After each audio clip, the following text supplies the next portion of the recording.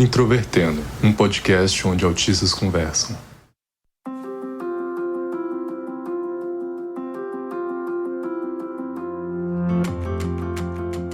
Um olá para você que ouve o podcast Introvertendo, que é o principal podcast sobre autismo do Brasil.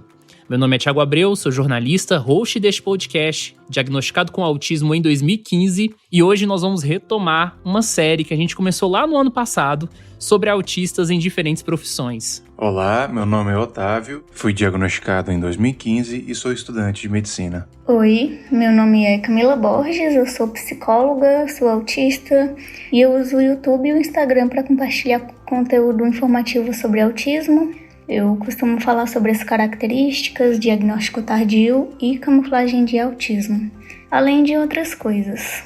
E vocês podem me encontrar pelos canais usando o meu próprio nome, Camila Borges. Meu nome é Lucas, eu tenho 23 anos, fui diagnosticado em 2018, quando eu tinha 20 anos. Sou estudante de psicologia, estou no 3º ano da faculdade, ainda faltam 2,5. Administro uma página no Instagram chamada Arteasp Autismo, onde eu tento conscientizar de todas as formas das quais eu acho adequadas sobre o TEA e sobre outras diversidades também. E como já adiantei, esse episódio então é para falar sobre autistas na psicologia. Esse é o nosso 3º episódio da série, nós já falamos sobre autistas na comunicação, autistas na medicina e agora mais uma profissão que eu imagino que esteja bastante perto dos autistas e da comunidade do autismo. Se você está conhecendo o Introvertendo pela primeira vez, seja muito bem-vinda, seja muito bem-vindo. Nós somos um podcast de autistas que discutem autismo na perspectiva do cotidiano. Estamos disponíveis nas diferentes plataformas, temos um site que é introvertendo.com.br, Facebook, Twitter e Instagram com @introvertendo. E se você tiver qualquer mensagem para mandar para nós, o nosso endereço de e-mail é ouvinte@introvertendo.com.br. Toda mensagem que vocês nos escrevem é lida na nossa seção de leitura de e-mails.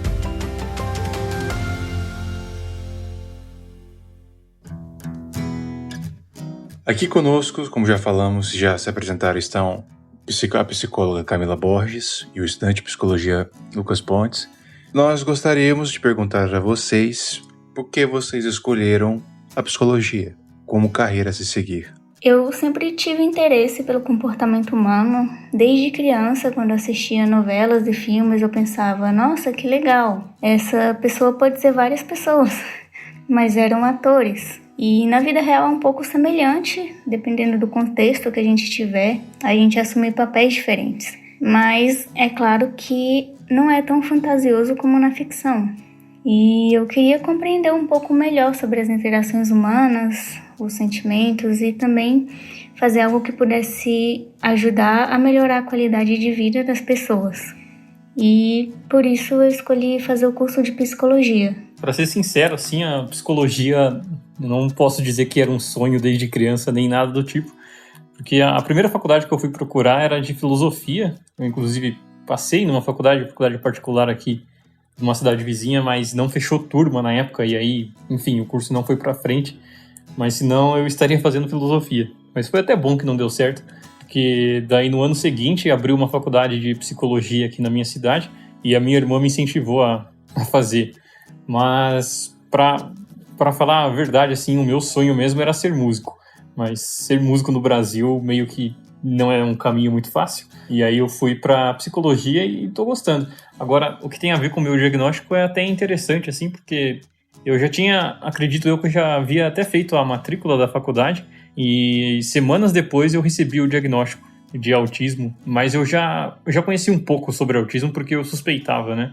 E aí eu conhecia mais sobre a síndrome de Asperger, o que era chamado de Asperger, autismo leve. Então isso me fez me interessar por psicologia, porque era o lugar onde se falava sobre isso, né? E era o local onde eu conseguia me identificar. E por isso eu acho que eu tomei gosto e aceitei fazer o curso. É interessante você comentar que você queria fazer filosofia, porque a Santa Bispa do Introvertendo, a psicóloga que reuniu eu e Thiago e todos os outros membros, ela era uma psicóloga que também era filósofa, sabe? E eu fiquei imaginando também o Lucas estudando Wittgenstein, sabe? Filosofia da linguagem, assim, todos esses temas.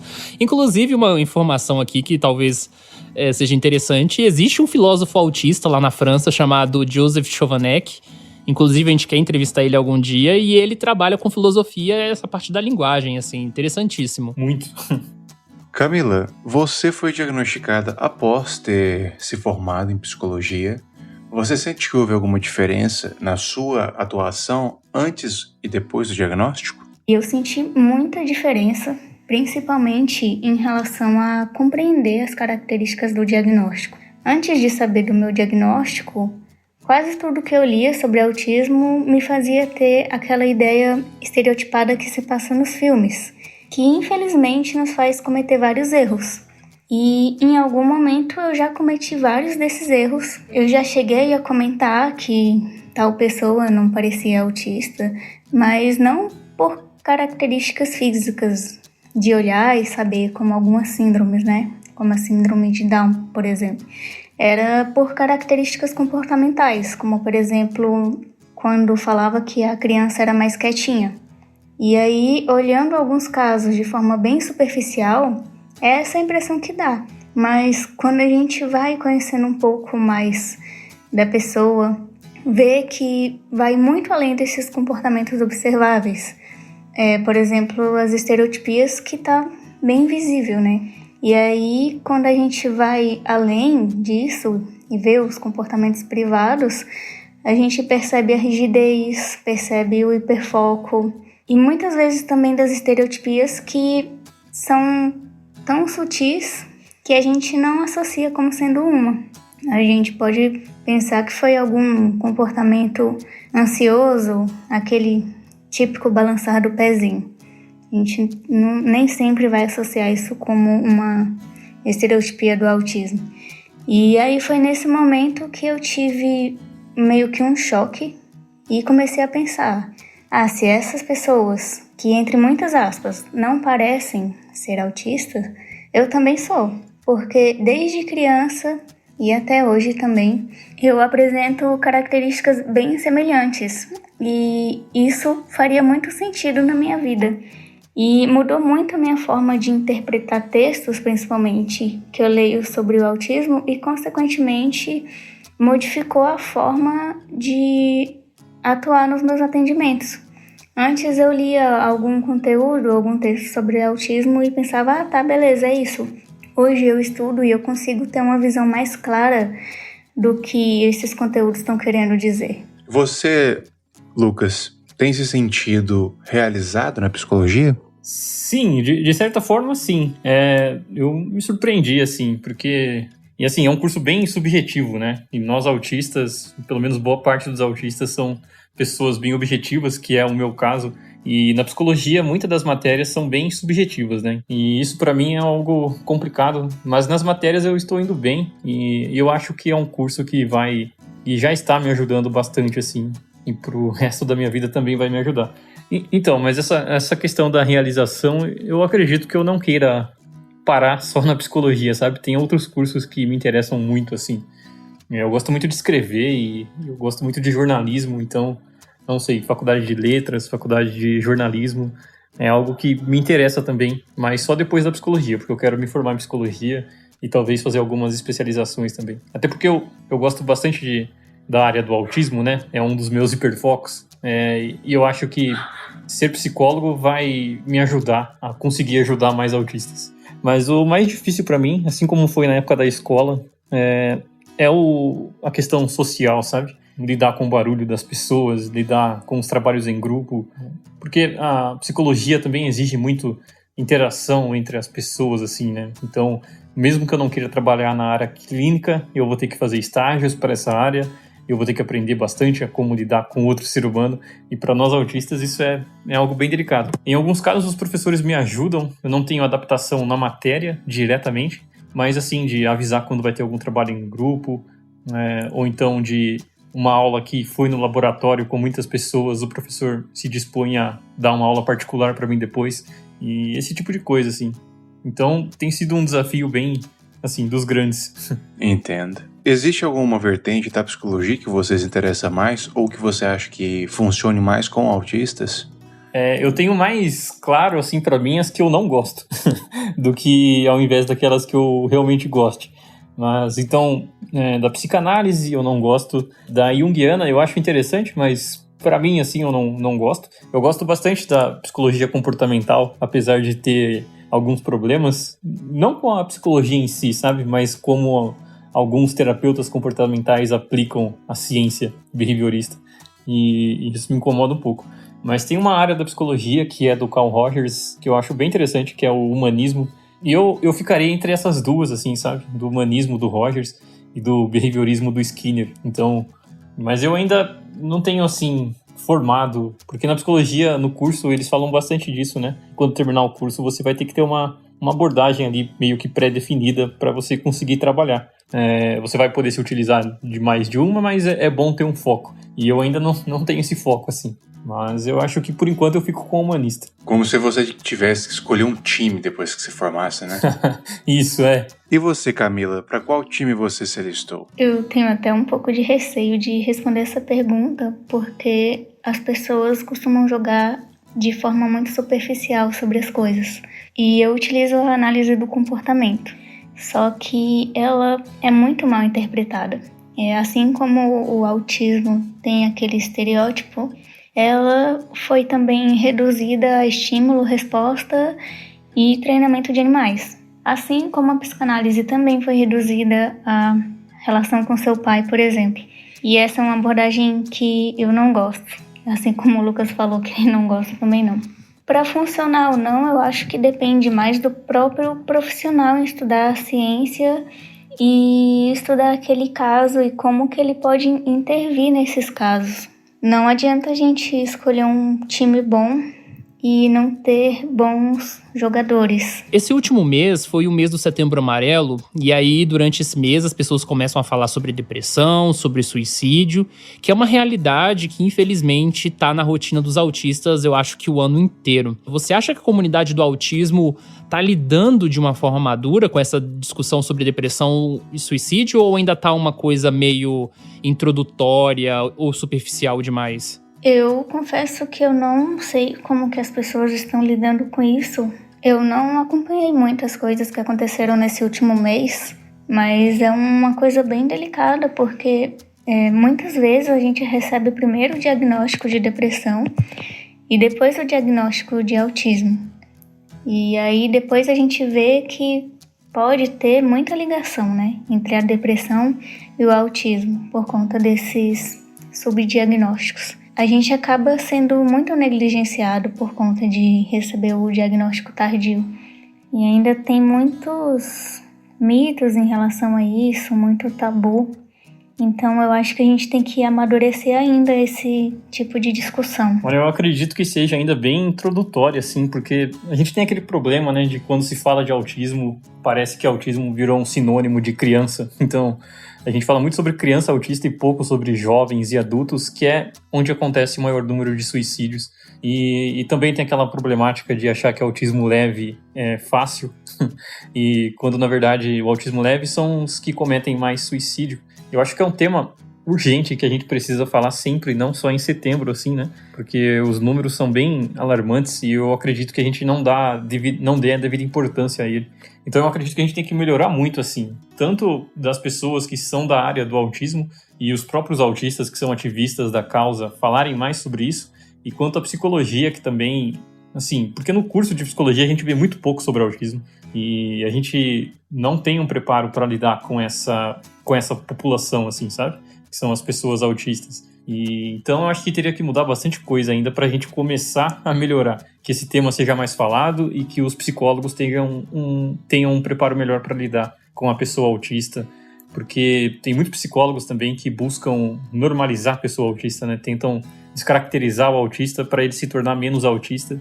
Isso acaba sendo um dos fatores do alto índice de suicídio entre autistas, porque isso acaba facilitando no âmbito social, mas emocionalmente é horrível para a pessoa que tem que viver uma vida em função daquilo que ela não é, né? Então, eu acredito que tem muito ainda a ser mudado. A gente ia entrar exatamente nesse ponto aí de até ter uma avaliação de vocês quanto à atuação profissional de outros psicólogos na comunidade do autismo, porque a gente que produz conteúdo, tanto você, a Camila e nós aqui do Introvertendo, muitos psicólogos nos seguem, nosso feed ali tem sempre, né, profissionais que estudam autismo, alguns na infância, alguns na vida adulta.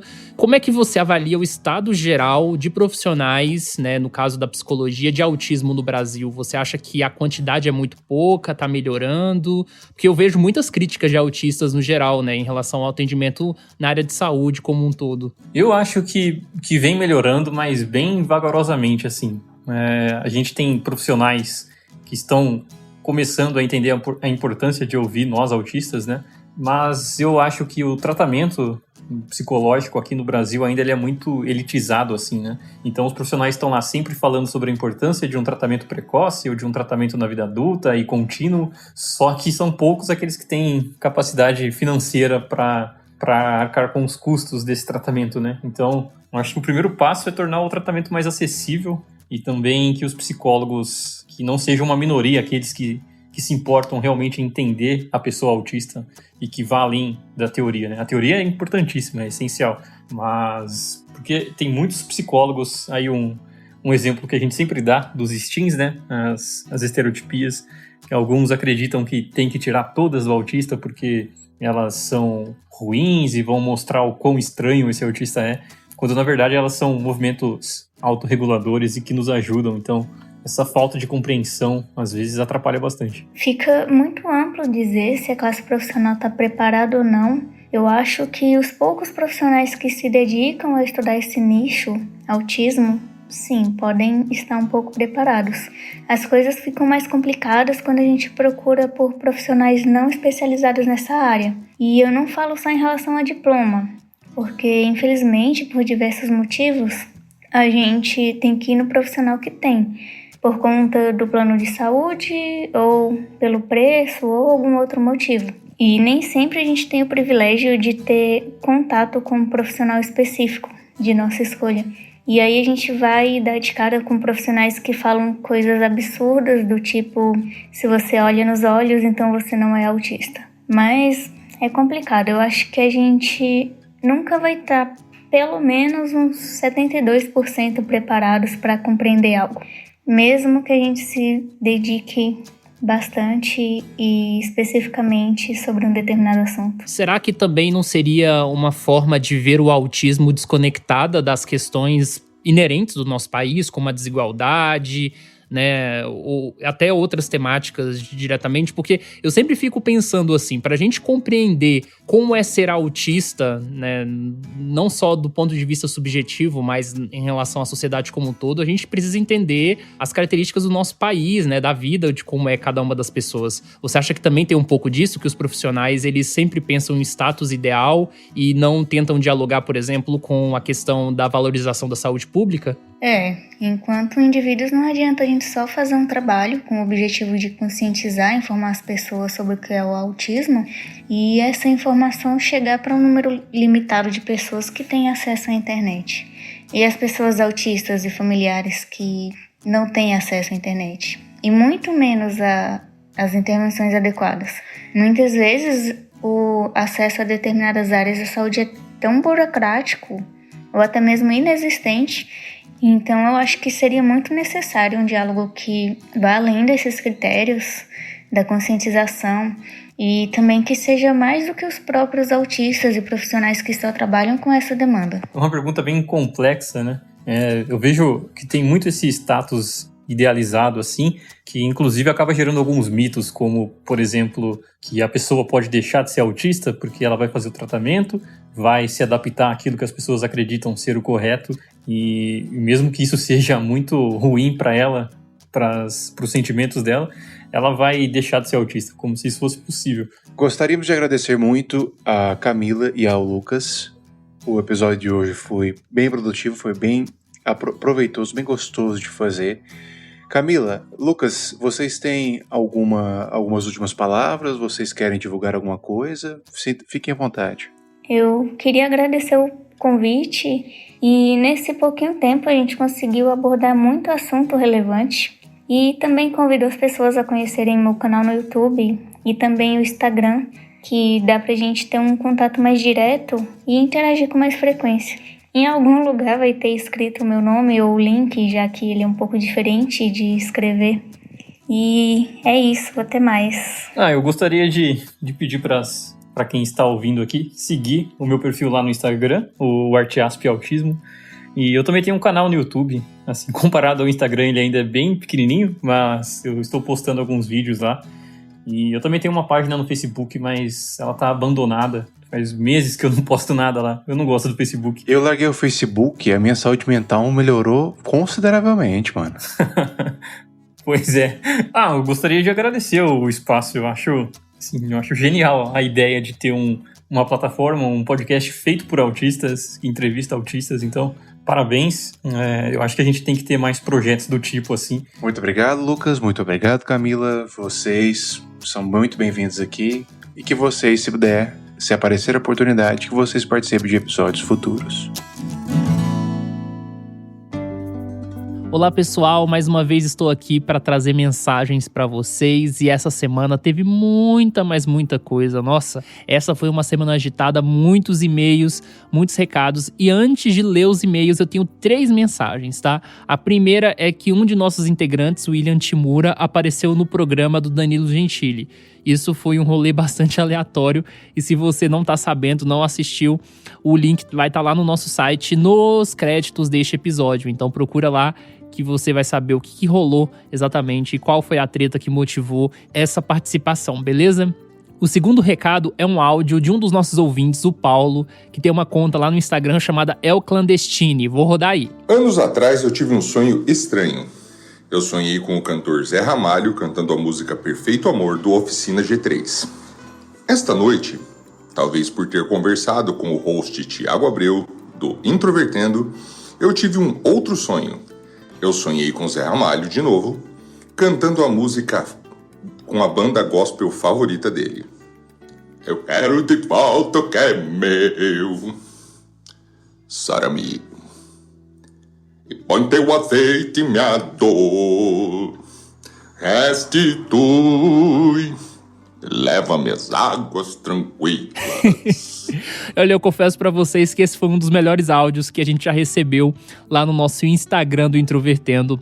O Paulo é uma figuraça, acompanha a gente há muito tempo. E quando ele mandou esse áudio, eu falei, tem que tocar isso aqui no podcast. É engraçado, né? Você perceber o hiperfoco das pessoas, porque é muito específica a referência que ele fez em relação à música evangélica.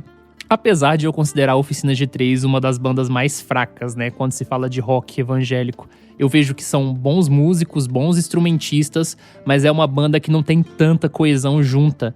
Talvez isso pode ser questionável, muita gente pode ficar brava aí, né? Quem ouve o podcast é uma pessoa religiosa, mas eu acho que outras bandas como o Resgate, por exemplo, tem muito mais entrosamento e muito mais consistência ao longo do tempo por uma estabilidade que essa banda não tem. E agora eu fiquei imaginando o Zé Ramalho cantando música evangélica. Meu Deus, eu tô traumatizado. E a terceira mensagem vem da Gabriela Bandeira, que é jornalista. Ela tem um site chamado Olhares do Autismo. Ela vai se apresentar, na verdade, então eu vou deixar ela falar aí, beleza? Olá, ouvintes do Introvertendo. Aqui é a Gabriela Bandeira. Eu sou jornalista e produtora de conteúdo sobre autismo há 8 anos. Criei o site Olhares do Autismo, o antigo portal Singularidades. E agora sou também líder de comunidade da Genial Care. Nós estamos nascendo para transformar a vida de crianças com autismo e suas famílias em todo o Brasil, por meio da cocriação de um plano de cuidado que vai ajudar você a definir suas prioridades e usar os interesses do seu filho no desenvolvimento de habilidades que são essenciais para a vida. O nosso time é formado por especialistas em TEA, tanto no Brasil quanto nos Estados Unidos. Por isso, eu convido todos os cuidadores de crianças com autismo que têm entre 0 e 12 anos para cocriar com a gente, respondendo o nosso estudo. Basta acessar o site do Introvertendo, www.introvertendo.com.br e procurar pelo link do questionário na parte de links úteis desse episódio. Se você ainda não tem o diagnóstico fechado, mas ainda está com suspeitas, suas respostas também vão ser muito importantes para nos guiar nessa nova jornada. Por isso, não deixe de responder o estudo também. Obrigada e até a próxima! Então, pessoal, reforçando aí, se você quiser saber melhor sobre esse trabalho, você pode acessar o nosso site introvertendo.com.br, lá nos créditos deste episódio, que vai estar todos os links da pesquisa. Quem puder responder, né, quem realmente tiver uma simpatia com o tema e tiver uma relação com o tema, responde aí, porque eu acho que é muito interessante a gente apoiar a pesquisa dentro do Brasil. E se tratando de pesquisa em autismo, nós ainda vamos fazer um episódio para poder falar também sobre uma coisa muito importante, que é sobre a participação de autistas em pesquisas. Um sonho que eu tenho é que a gente tenha aí uma cena de autistas pesquisadores pelo Brasil. Isso vai acontecer, imagino eu, um momento ou outro, e a gente tem aí que consolidar essa cena que vai se formar logo logo. Na verdade, já está se formando, mas isso é outro assunto. Então vamos agora direto para os e-mails, né? O primeiro e-mail que eu vou ler hoje é do Michel do Lago, respondendo o último e-mail dele que a gente leu aqui. Ele diz o seguinte: gostaria de agradecê-los pela resposta ao meu e-mail anterior sobre fenótipo ampliado. Sobre a pronúncia do meu nome, é Michel mesmo, como se escreve, igual o Teló ou Platini. Risos. Eu falei Michael, né? Porque eu tô muito acostumado com o Michael do podcast. Então acho que é por isso. E aí ele diz o seguinte: ainda que sem diagnóstico, nos longínquos anos 70, um tio meu, hoje já falecido, apontou-me traços do TEA em mim, mas sem qualquer caráter oficial. Identifiquei-me com os relatos sobre a famigerada educação física, lá do episódio 133, né, pessoal? Já que na vida escolar, ela me representava a certeza de que amizades embrionárias que começavam a se formar nos primeiros dias do ano letivo seriam abortadas após a primeira aula da matéria. Risos. Mesmo hoje, não consigo participar de um jogo coletivo com bola, pois por reflexo fujo dela. Não por trauma, mas sim por instinto mesmo. Muito obrigado, Michel, pelo seu e-mail. Muitas pessoas se identificaram com esse episódio sobre autistas e atividades físicas, que é um tema muito importante, né? Já que a gente não discute tanto autismo na vida adulta, a gente ainda não sabe quais são os reflexos de um estilo de vida sedentário para o autista na terceira idade, né? Então, eu temo muito que a gente chegue lá na terceira idade e aí só depois disso as pessoas comecem a discutir e a gente vai lidar só com contenção de danos. Então, a gente começa a prestar atenção um pouco nessas questões desde já. E eu também me identifico nesse sentido de ter uma dificuldade para lidar com bola até hoje. E aí o Cadu mandou também uma mensagem pra gente falando também que se identificou com esse episódio de autistas na educação física. Ele diz o seguinte: olá, tudo bem? Mais um autista que odiava as aulas de educação física aqui.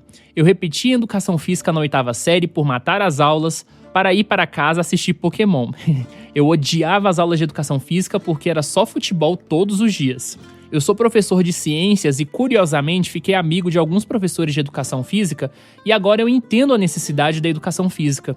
Se o professor de educação física faz o trabalho dele de verdade, ele não é o que se chama de rola-bola, que é um termo pejorativo para professor de educação física vagabundo que larga os alunos com bola ao invés de trabalhar.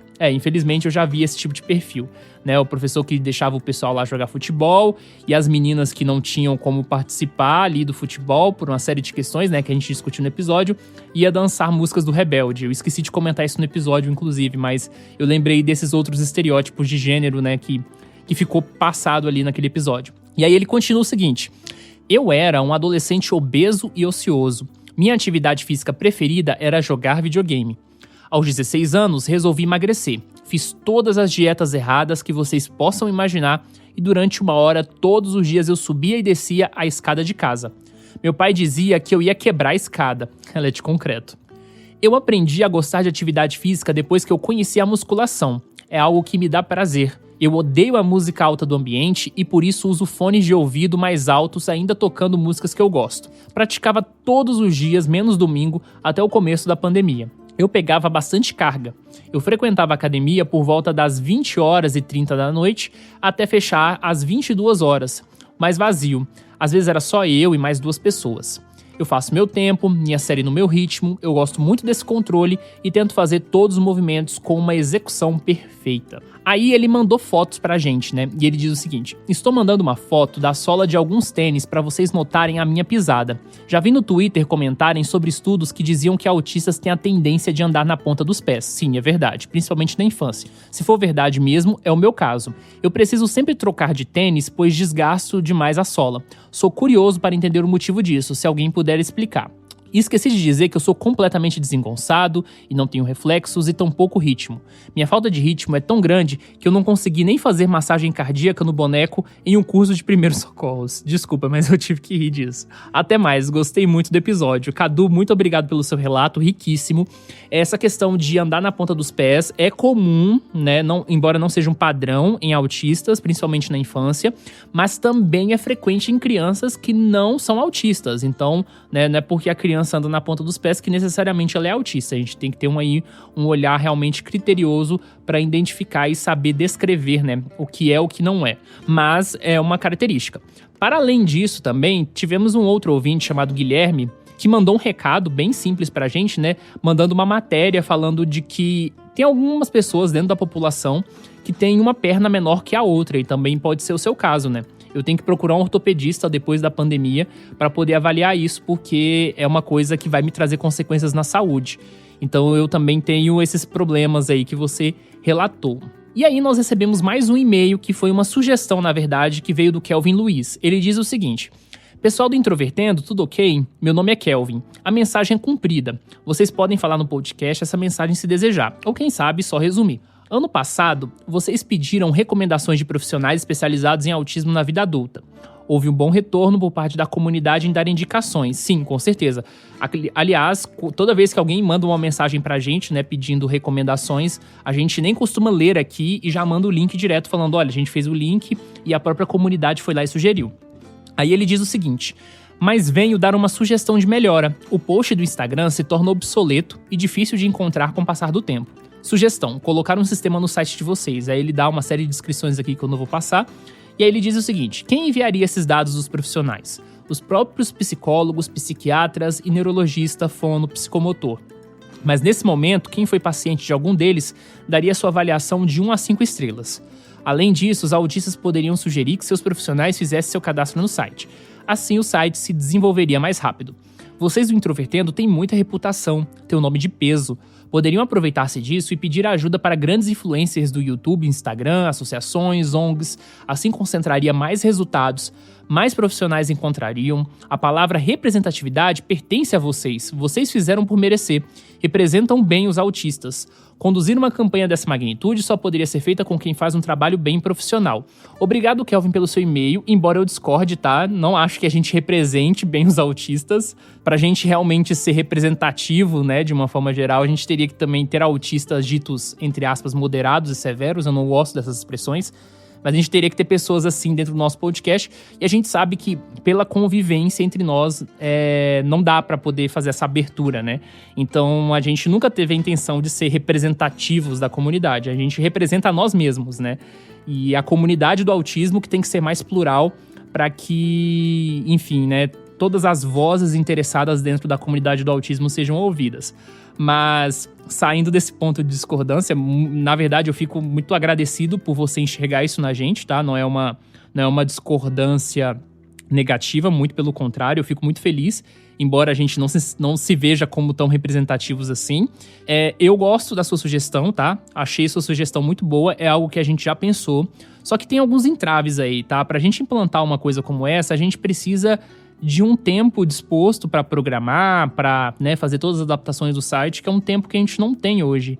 A gente tem muitas atribuições com podcast, gravação, edição, transcrição, divulgação nas redes sociais. Essa produção de conteúdo, ela já exige demais da gente. Você não tem ideia do quanto que a gente está sobrecarregado. A gente não tem possibilidade de fazer isso. A gente já fez até um fórum no nosso site, né, para as pessoas interagirem ali, era para ser um ambiente para ter mais ou menos esse caminho, mas não teve adesão, as pessoas não participaram, só deu trabalho pra gente e dor de cabeça, então a gente realmente não teve intenção. Eu acho que isso é possível de ser feito, mas eu acho que uma associação de autismo, né, que tem a participação de autistas, teria muito mais força e muito mais legitimidade para fazer isso, tá? Eu conheço alguns movimentos de autistas, alguns bons, assim, que estão se construindo agora, né, que a gente vai saber melhor daqui a alguns tempos. Eu acho que eles são capazes de fazer isso melhor do que a gente, né, do Introvertendo. Mas eu acho que é uma boa sugestão, né? Eu acho que realmente as pessoas precisam ter acesso aos melhores profissionais de forma mais fácil. Ao mesmo tempo, também a gente tem que cobrar um pouco mais por políticas públicas dentro do SUS, né? Porque a gente sabe que mesmo assim, mesmo encontrando os profissionais certos, tem muita gente que não vai ter dinheiro para poder procurar profissionais e precisam desses atendimentos dentro do SUS. Então, acho que a gente precisa trabalhar em duas frentes aí, né? Ajudar as pessoas a encontrarem os profissionais particulares certos, quanto também a valorização da saúde pública. Eu acho que são pautas que são complementares. E a nossa última mensagem vem referente ao episódio da semana passada, o problema dos emojis, vem do Gustavo Borges. Ele diz o seguinte: eu.odeio.emojis. Virou toda uma forma de comunicação paralela e sem qualquer padronização. Vejo o grupo de família do qual ainda não consegui sair repleto desses emojis de forma diária. Cada pessoa coloca os que quer e cada pessoa entende o que quiser deles. É pedir por um caos nas interações onde tudo significa qualquer coisa. Para piorar, ainda estou trabalhando cuidando das redes sociais, onde a quantidade de interações inteiramente feitas com emojis é na casa das centenas. E viva aos pontos finais. Gustavo, obrigado pela sua mensagem. Eu acho que é uma das mensagens mais sinceras que a gente já recebeu no podcast.